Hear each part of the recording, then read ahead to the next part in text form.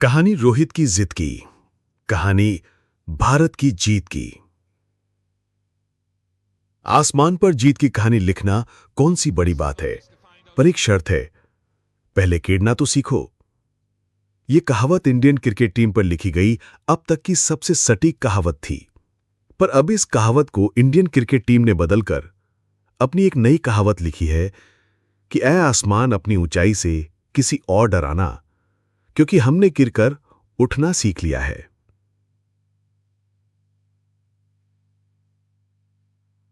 दोस्तों, भारत में क्रिकेट एक ऐसा खेल बन चुका है जो 140 लोगों के दिलों से जुड़ चुका है।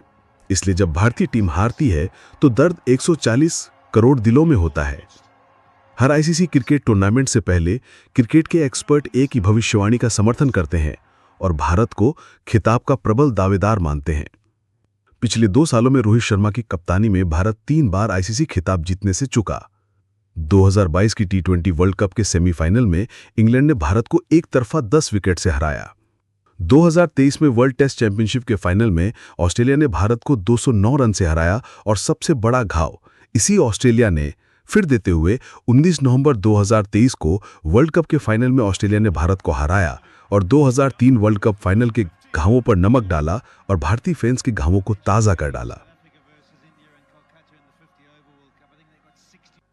भारत ने इन सभी हारों से गिरकर उठना सीखा। अब भारत की नजर अमेरिका और वेस्ट इंडीज में होने वाले टी20 वर्ल्ड कप पर थी और फिर भारतीय टीम ने अपने गुरु राहुल द्रविड़ के साथ कड़ी मेहनत करने लगी और राहुल द्रविड़ ने कप्तान रोहित शर्मा के साथ टीम को गुरु मंत्र दिए और एक परफेक्ट टीम बनाई जिसमें 3 ऑलराउंडर रखे गए जो बैटिंग, बॉलिंग, फील्डिंग में परफेक्ट थे। इस कारण भारत के पास नंबर 8 तक बैटिंग और 6 बॉलरों से गेंदबाजी मजबूत हुई। इस टीम के सिलेक्शन के कारण मुख्य कोच अजित आगरकर ने रोहित शर्मा से तीखे सवाल पूछे, पर राहुल और रोहित ने इस टीम पर भरोसा जताया और इस टीम को टी20 वर्ल्ड चैंपियन बनाने की जवाबदारी ली और इस टीम के साथ अमेरिका में जीत के साथ अपने इरादों की घोषणा की। भारतीय टीम अफगानिस्तान, बांग्लादेश, पाकिस्तान, ऑस्ट्रेलिया और इंग्लैंड जैसी मजबूत टीमों को हराकर फाइनल में पहुंची और पूरे टूर्नामेंट में अजेय रही। पर फाइनल का यह मुकाबला आसान नहीं था क्योंकि दक्षिण अफ्रीका की टीम भी पूरे टूर्नामेंट में अब तक अजेय रही थी।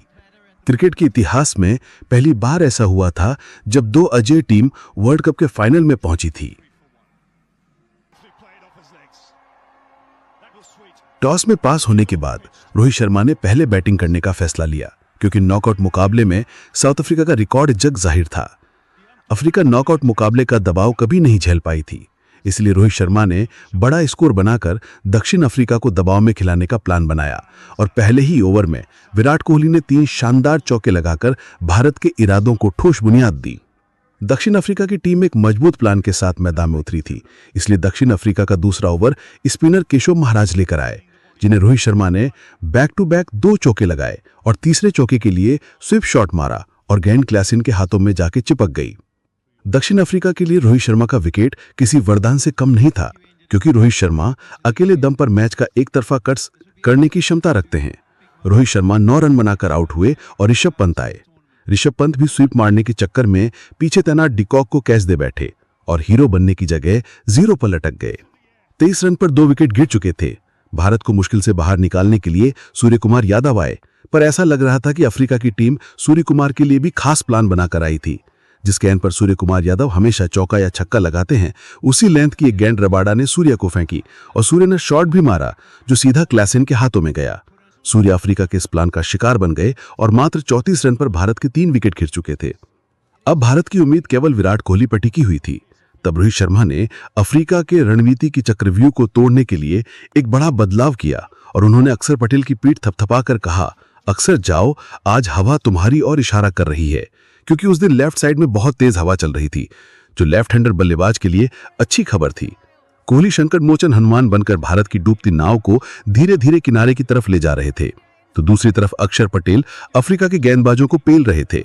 अक्षर ने हवा का फायदा उठाते हुए लेफ्ट साइड में 4 छक्के लगाए और अपनी टीम का स्कोर 100 रन के बाहर पहुंचाया। अक्षर ने रन आउट होने से पहले मात्र 31 गेंदों पर 47 रन बनाए और अपनी टीम को मजबूत स्कोर की तरफ बढ़ाया। फिर रोहित शर्मा ने एक बड़ा बदलाव करते हुए एक और नई चाल चली और हार्दिक की जगह लेफ्ट हैंडर बल्लेबाज शिवम दुबे को आगे प्रमोट किया। एक तरफ विराट कोहली दमदार तरीके से टिके हुए थे तो दूसरी तरफ शिवम दुबे ने भी अपने हाथ खोले और मात्र 16 गेंदों पर एक 3 चौकों और एक छक्के की मदद से 27 रन बनाए। फिर विराट कोहली ने भी अपने हाथ खोले और डेथ ओवर में तेजी से रन बनाने लगे। भारत का स्कोर बोर्ड बहुत तेजी से आगे बढ़ रहा था। विराट का बल्ला पूरे टूर्नामेंट में खामोश रहा था, पर इस बड़े मैच में इस बड़े खिलाड़ी ने बड़ा कारनामा कर दिखाया और भारत को एक मजबूत स्कोर तक पहुंचाया। भारत ने 20 ओवर में 7 विकेट के नुकसान पर 176 रन बनाए, जिसमें 76 रन विराट कोहली के बल्ले से आए थे। भारत ने एक मजबूत स्कोर बनाया। अब बाकी का काम गेंदबाजों का बचा था, जिसकी शुरुआत बुमराह ने करते हुए दूसरे ओवर में हेंड्रिक्स को क्लीन बोल्ड किया। फिर अर्शदीप ने अफ्रीका की सबसे बड़ी उम्मीद उनके कप्तान मार्करम को आउट कर अफ्रीका को बैकफुट पर लाके खड़ा कर दिया। एक छोर पर डिकॉक खड़े थे, उनकी साथ देने स्टब्स आए, जो बड़े शॉट लगाने के लिए जाने जाते हैं। स्टब्स ने मात्र 21 गेंदों पर धुआंधार अंदाज में 31 रन बनाए और अफ्रीकी फैंस को नई उम्मीद से भरा। पर स्टब्स अक्षर की गेंद पर बड़ा शॉट मारने के प्रयास में बोल्ड हुए। जहां भारत का स्कोर 3 विकेट पर 34 रन था, वहीं अफ्रीका का स्कोर 3 विकेट पर 70 रन था। फिर T20 फॉर्मेट के सबसे खतरनाक बल्लेबाजों में से एक किलर मिलर आए और उन्होंने भारतीय स्पिनर्स की धज्जियां उड़ाते हुए मैच को अफ्रीका की झोली में डाल दिया। क्लासेन ने अक्षर पटेल के एक ओवर में 26 रन लूटे और भारत को हार की कगार पर लाके खड़ा कर दिया। अफ्रीका को 30 गेंदों पर 30 रनों की जरूरत थी। मैच भारत हाथ से निकलता देख कप्तान रोहित ने अपने मैन बॉलर अर्शदीप को बुलाया और अर्शदीप ने किफायती बॉलिंग करते हुए डिकॉक को आउट भी किया। अब अफ्रीका को 24 गेंदों पर 26 रनों की जरूरत थी और सामने क्लासेन और डेविड मिलर खड़े थे। इन दोनों के लिए बहुत आसान काम था। ये दोनों एक ओवर में 26 रन बना सकते थे। इसीलिए रोहित शर्मा ने बुमराह के हाथों में गेंद दी, पर क्लासेन बुमराह की ताकत भली भांति जानते थे। इसीलिए उन्होंने बुमराह को बहुत संभल कर खेला और बुमराह की गेंद पर कोई जोखिम नहीं उठाया। बुमराह ने किफायती बॉलिंग की। अब दबाव अफ्रीका पर था, इसीलिए दबाव हटाने के प्रयास में क्लासेन ने हार्दिक की गेंद पर बड़ा शॉट लगाने के चक्कर में पीछे ऋषभ पंत को कैच दे बैठे। क्लासेन ने मात्र 27 गेंदों पर 5 छक्के और 1 चौके की मदद से 52 रन बनाए। अब क्लासेन के आउट होते ही मैच भारत की झोली में आ गया था, पर सटीक और सावधानी से बॉलिंग करने की जरूरत थी, क्योंकि अभी भी अफ्रीका की उम्मीद किलर मिलर, डेविड मिलर सामने खड़े थे, जो ऐसे मैच को जिताने के लिए जाने जाते हैं। आखिरी ओवर में 16 रन की जरूरत थी। अफ्रीका का बैट डेविड मिलर के हाथ में था और भारत की गेंद हार्दिक पांड्या के हाथ में थी। हार्दिक पांड्या यार्कर करने के चक्कर में डेविड मिलर को हाफ स्टंप पर फुल टॉस दे बैठते हैं, जिस पर डेविड मिलर करारा शॉट लगाते हैं। गेंद गोली की रफ्तार से उड़ती हुई बाउंड्री के बाहर जा रही थी। तभी सूर्य कुमार ने उछलकर हवा में गेंद को पकड़ा और बाउंड्री पर गिरने लगे। फिर उन्होंने गेंद को मैदान की ओर फेंका और फुर्ती से बाउंड्री पार करते हुए उस नामुमकिन कैच को मुमकिन बना के दिखाया। इसलिए कहा जाता है catch win match. David Miller के आउट होने के बाद अफ्रीका की सारी उम्मीदें खत्म हो गई थी।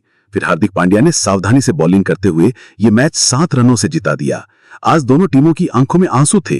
अफ्रीका के खिलाड़ी और फैंस की आंखों में दर्द के आंसू थे, वहीं भारत के खिलाड़ी और फैंस की आंखों में खुशी के आंसू थे, जो अपने पुराने दर्द को बयां कर रहे थे। इस मैच के बाद कप्तान रोहित शर्मा, विराट कोहली और रविंद्र जडेजा ने संन्यास की घोषणा की और युवाओं को अपनी जिम्मेदारी सौंप दी। जैसे इसी दिन के लिए ये बचपन से क्रिकेट खेल रहे थे। भारत को वर्ल्ड कप जिताना, यही उनके क्रिकेट का असली मकसद था, जिसे उन्होंने आज पूरा किया और क्रिकेट से एक यादगार विदाई ली।